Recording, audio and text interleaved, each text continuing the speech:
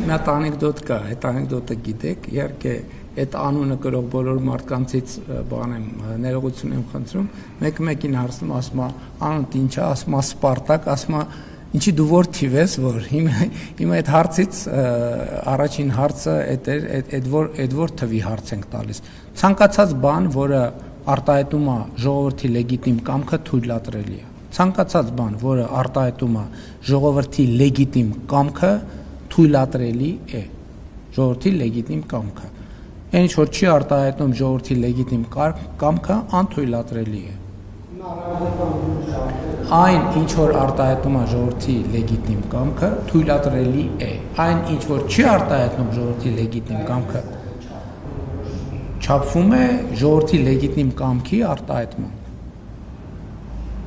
Ժողովրդի լեգիտիմ կամքը ինչպես է արտահայտվում։ Արտահայտվում է 50+1%-ով։